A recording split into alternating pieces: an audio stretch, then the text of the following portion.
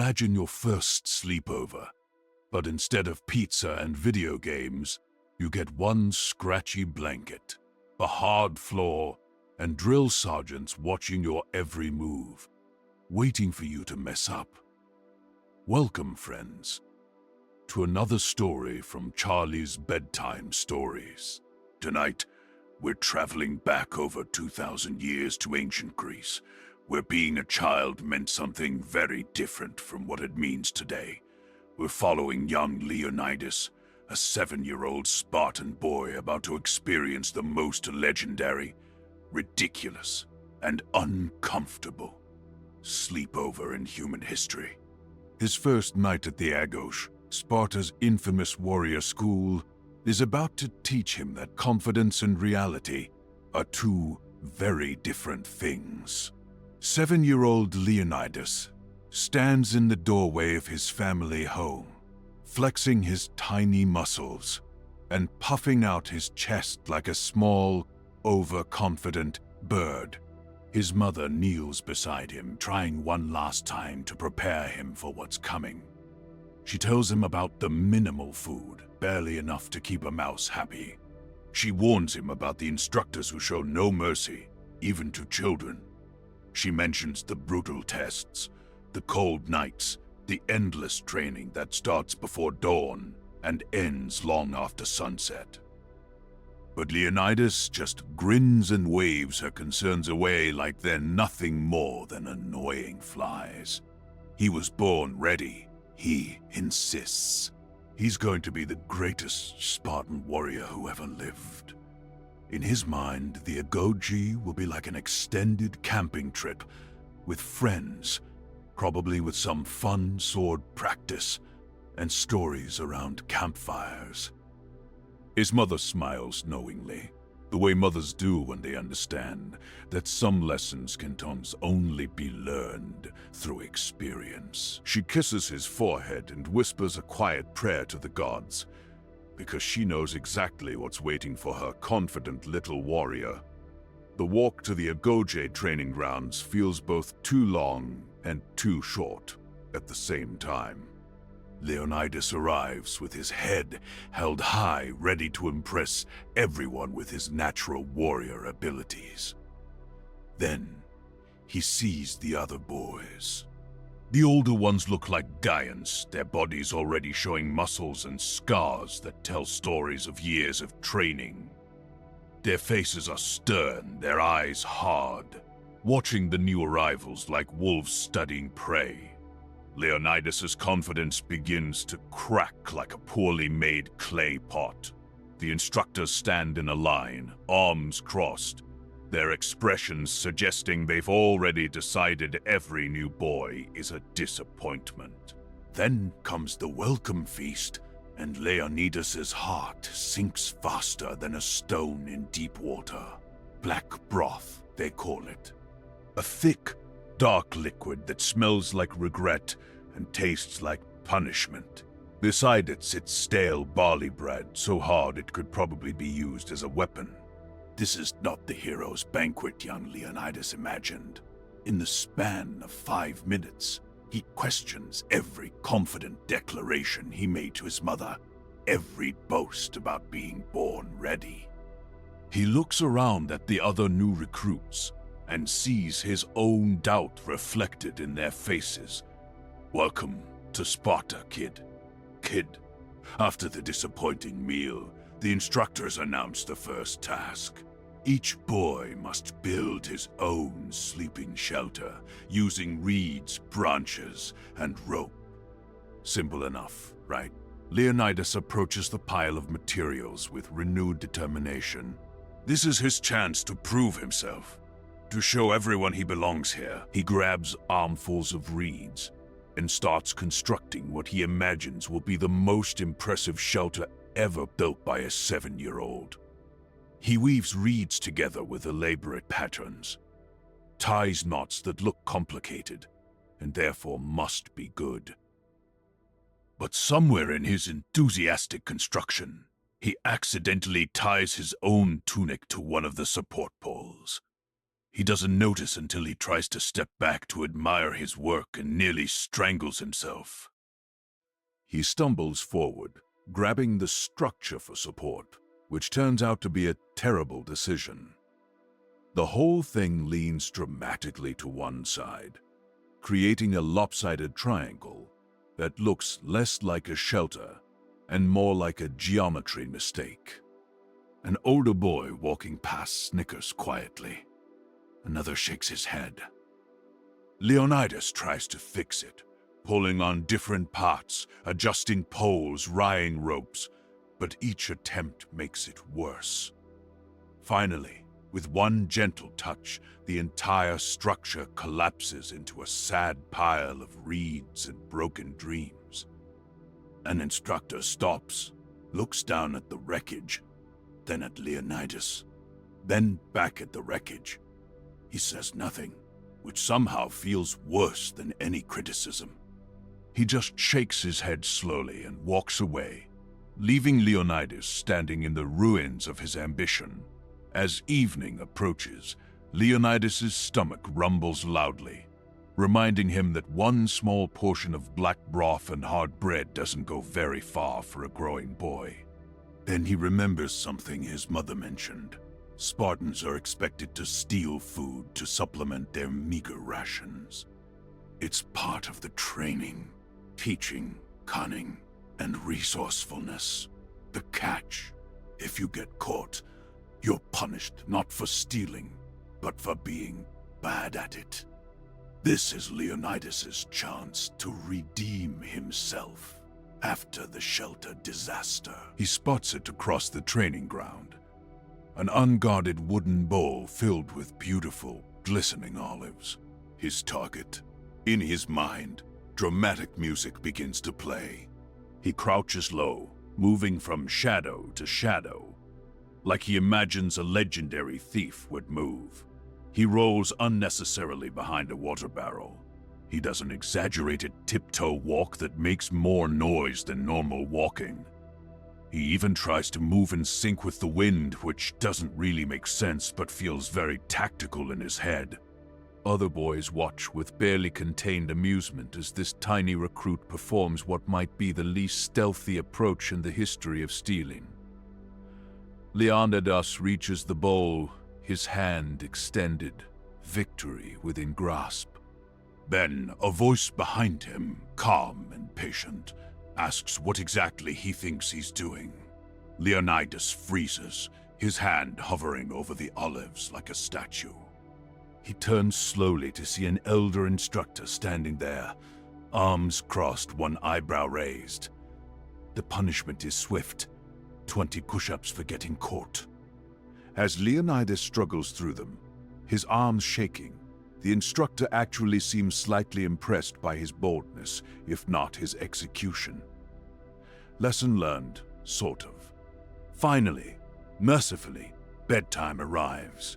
Leonidas approaches his sleeping area, which consists of a thin reed mat on the hard ground and a single scratchy blanket that feels like it was woven from angry sheep hair.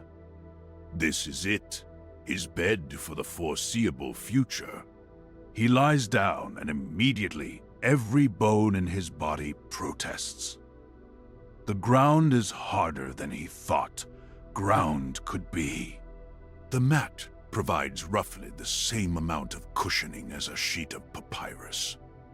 The blanket scratches his skin and provides barely any warmth as the night air grows cold. He shifts to his left side, uncomfortable. He tries his right side, somehow worse. On his back, the stars are beautiful, but his spine disagrees with this choice. He pulls the blanket up to his chin, but then his feet are exposed to the cold air. He covers his feet, but then his shoulders are freezing. His inner monologue compares this experience to sleeping on a bed of angry porcupines, then decides that it might actually be more comfortable. Every small sound in the darkness makes him jump. A rustling in the bushes, probably a wild animal coming to eat him. A distant owl call, clearly a signal that some test is about to begin. The breathing of other boys around him, all probably already asleep because they're naturally better at this than he is. Leonidas stares up at the stars, wondering if it's too late to go home, knowing that it absolutely is. This is his life now. This is what he wanted. This is what he confidently told his mother he was ready for. He closes his eyes and tries to find sleep, but sleep seems to be hiding from him, like those olives he failed to steal. Just as Leonidas finally starts to drift into something resembling sleep, chaos erupts. Older boys suddenly appear from nowhere, banging pots together like thunder, shouting orders in all directions. Enemy raid. They're yelling. Defend the camp. Move, move, move. Leonidas jolts awake, his heart pounding so hard it might escape his chest. He tries to scramble to his feet, but forgets that his shelter, which he poorly rebuilt after dinner, is barely holding together. The reeds collapse on top of him, tangling around his arms and legs like a trap designed specifically for confused 7-year-olds. He fights free, trips over his own feet, and stumbles forward into the darkness. Other boys are running in all directions, and Leonidas has absolutely no idea which direction he's supposed to be running. He picks what feels like the right way and sprints as fast as his legs can carry him. Unfortunately, he's running directly away from where everyone else is gathering. He realizes his mistake, tries to turn sharply, and his feet can't keep up with his panic. He crashes directly into another recruit who is equally confused and running in the wrong direction. They collide like two small, very ineffective warriors, arms and legs tangling together as they fall in a heap on the ground. They lie there for a moment, stunned, trying to figure out what just happened. Around them, the chaos continues for another minute before the instructors call an end to the drill. The two boys look at each other, covered in dirt, scratched by reeds, and suddenly they start laughing. Quiet at first, then louder, the kind of laughter that comes from surviving something ridiculous together. Morning light creeps across the training grounds, like it's in no hurry to reveal the damage. Leonidas opens his eyes, not entirely sure he ever actually slept. His body aches in places he didn't know could ache. His hair is full of dirt and bits of reed. His tunic is torn in 2 places. He looks like he fought a battle and lost decisively to the ground itself. Around him, other boys are slowly waking, all looking equally destroyed by their first night. The boy he crashed into last night, whose name turns out to be Nicias, catches his eye and grins. They share a tired laugh, the kind of bonding that only happens when 2 people fail spectacularly together. An instructor walks through the rows of exhausted recruits, his boots crunching on the scattered remains of poorly built shelters. He stops, surveys the sorry sight before him, and announces in a voice that carries across the entire grounds that they all survived their first night. It's said without emotion, just a simple statement of fact, but something inside Leonidas shifts. He survived. It was terrible. Everything went wrong. He failed at building a shelter, failed at stealing olives, failed at responding to a midnight drill, but he survived, and somehow, impossibly, he feels a tiny spark of pride flickering in his chest. As the morning training is about to begin, Leonidas stands with the other recruits, their young faces serious despite their exhaustion. He catches his reflection in a nearby water bucket and barely recognizes himself. Gone is the clean, confident boy who arrived yesterday. In his place stands a dirty, tired, slightly wiser version. He strikes a warrior pose, in his reflection fist raised, trying to look impressive despite the reed sticking out of his hair.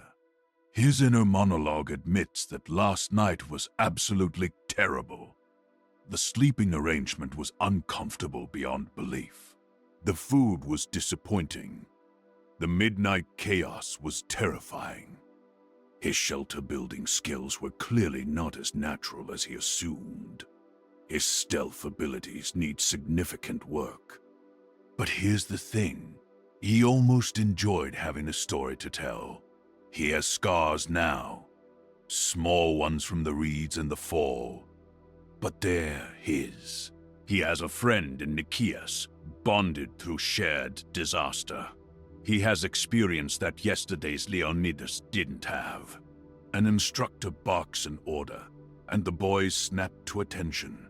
Their small backs straightening, their faces determined. Leonidas stands among them and thinks to himself that he's probably, definitely, maybe slightly tougher than he was yesterday. And tomorrow, he'll be slightly tougher than today. That's how this works. That's how legends are made. One painful, ridiculous night at a time. Leonidas lines up with the other young recruits as the sun climbs higher, warming their cold, aching bodies. Behind him, his shelter remains a disaster of scattered reeds and failed ambition. His stomach still rumbles with hunger, his muscles already complaining about whenever training is about to begin. But despite everything, despite the comedy of errors that was his first night, he stands a little straighter. The legend of Sparta's greatest warrior had to start somewhere, even if that somewhere involved falling on his face repeatedly, getting caught stealing olives, and accidentally tackling a fellow recruit in the darkness. So the next time you think your bedtime is tough, remember young Leonidas and his disastrous first night at warrior school. Ancient Greek children, especially Spartans, faced challenges we can barely imagine. But they did it with courage, humor, and a lot of stumbling along the way. Tonight, as you drift off in your comfortable bed, with your soft pillows and warm blankets, spare a thought for all those young warriors sleeping on reed mats, dreaming of breakfast and hoping tomorrow's training involves less falling down. Be grateful your bed isn't made of reeds, that no one is testing you at midnight, and that your biggest challenge is simply closing your eyes and letting sleep find you. If you enjoyed this story, remember to follow for more stories from the world of Charlie's Bedtime Stories. Sweet dreams, friends.